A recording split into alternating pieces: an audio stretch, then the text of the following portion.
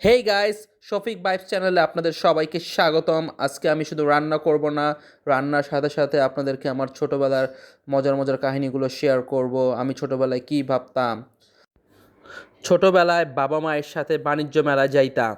তখন আইসক্রিমের দোকানে যে আপুরা থাকতো, তাদের দেখলেই মনে হইতো আহা, বড় হইয়া এই দিকের কাউকেই বিয়া করমু।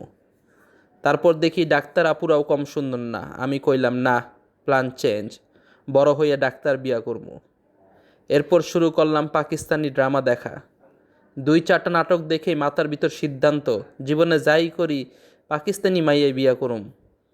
এরপর আবার তুর্কি সিরিজের হায়াতরে দেখলাম, বাস, পাকিস্তান গেল, ডাক্তার গেল, আইসক্রিমের দোকানের আপুরাও গেল। আমি কইলাম বিয়া যদি করতেই হয় তুর্কির মাইয়াই বিয়া করমু।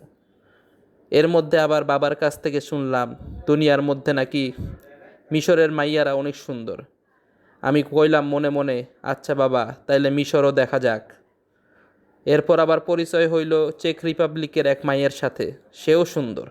আমি তখন কইলাম দেশের ভিতর আর কিচ্ছু নাই, এবার ফরেনই বিয়া করবো। কিন্তু সেটাও হইল না। এরপর আবার এক মায়ানমারের মাইয়ের সাথে পরিচয় হইল। মাইয়ার হাসি এত সুন্দর, মনে হয় তার হাসি দেখে সব ভুলে যাওয়া যাবে।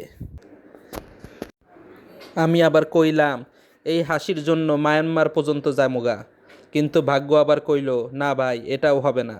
এভাবে একটার পর একটা দেশ ঘুরতে ঘুরতে শেষে দেখি কাউকেই বিয়া করা হইল না। তারপর ভাবলাম বিদেশ বাদ, এবার নিজের দেশের কোনো মেয়েকে বিয়ে করবো। নিজের দেশের এক মেয়ের সাথে প্রেমে পড়লাম, কিন্তু সেখানেও কপাল আমারে ছাড়ল না।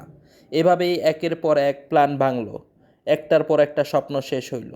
কিন্তু শেষ পর্যন্ত যার সাথে আমার গল্পটা লেখা হলো, সেই গল্প আরেক দিন বলবো, কারণ এই গল্পের আসল টুইস্ট এখনও বাকি। তো বন্ধুরা, সবাই ভালো থাকবেন, সুস্থ থাকবেন এবং আমার জন্য দোয়া করবেন এবং লাইক কমেন্ট করে আমার পেজের পাশে থাকবেন। ধন্যবাদ।